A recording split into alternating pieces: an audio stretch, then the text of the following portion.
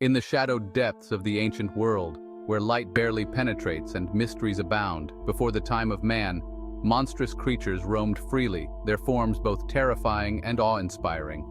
From this primordial chaos rose Phorcys and Ceto, deities of the sea, whose power was unmatched and whose influence was vast, their union giving birth to terrors and wonders that would shape the myths of the ancient world.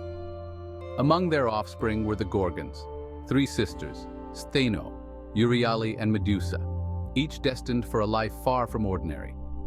These sisters, with their serpentine hair and piercing gazes, were both feared and revered, their stories echoing through time.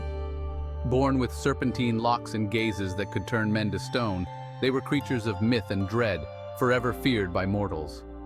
Their presence was a constant reminder of the thin line between beauty and horror, a line they walked with every step. It is Medusa, the youngest, whose story resonates through the ages, a tale of beauty, betrayal, and ultimate despair. Her life, marked by both allure and tragedy, serves as a poignant reminder of the complexities of fate. For unlike her elder sisters, cursed with eternal ugliness, Medusa was said to possess a captivating allure, a beauty that rivaled even the goddesses of Olympus, making her both a target and a legend. Her beauty was not just skin deep. It was a force that could enchant and destroy, a duality that defined her existence. Her tale serves as a stark reminder of the capricious nature of fate and the devastating consequences of both divine wrath and human ambition. In the end, Medusa's story is one of transformation, a journey from beauty to monstrosity, from victim to villain, and ultimately, a symbol of the unpredictable whims of the gods. Unlike her monstrous sisters, Medusa was breathtakingly beautiful. Her long, flowing hair cascaded down her back like a silken waterfall, and her eyes, though later cursed, held a captivating sparkle. She was a priestess in the temple of Athena, the goddess of wisdom and warfare, dedicating her life to the service of the divine. Her beauty, like the first bloom of spring, drew the attention of many, their gazes lingering on her every move. Little did she know that her captivating appearance would become the catalyst for her tragic fate.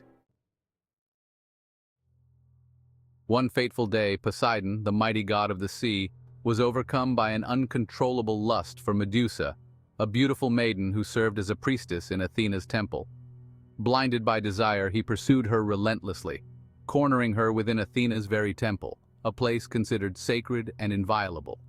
The temple, a sanctuary of purity and devotion, became the stage for a tragic violation. Medusa, helpless against the god's advances, found herself violated within the sanctuary she held dear. Her cries for help echoed through the hallowed halls, but no one came to her aid. Athena, enraged by the desecration of her temple, sought retribution. The goddess, known for her wisdom and justice, could not overlook such a grievous offense. However, instead of punishing Poseidon, she directed her wrath upon Medusa. The reasons for this decision were complex, rooted in divine politics and the harsh realities of the gods' world. The goddess deemed Medusa complicit in the act, believing her beauty to be the ultimate source of the transgression. Athena's anger was fueled by the notion that Medusa's allure had provoked the god's uncontrollable desire. With a heavy heart, Athena transformed Medusa into a horrifying Gorgon, her once luscious hair replaced with writhing serpents. This transformation was both a punishment and a form of protection, ensuring that no one would ever harm Medusa again.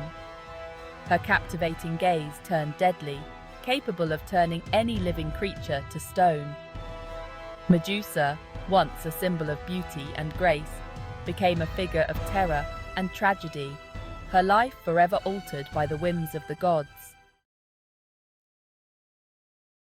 Transformed into a monster, Medusa became an outcast, shunned by all who once admired her.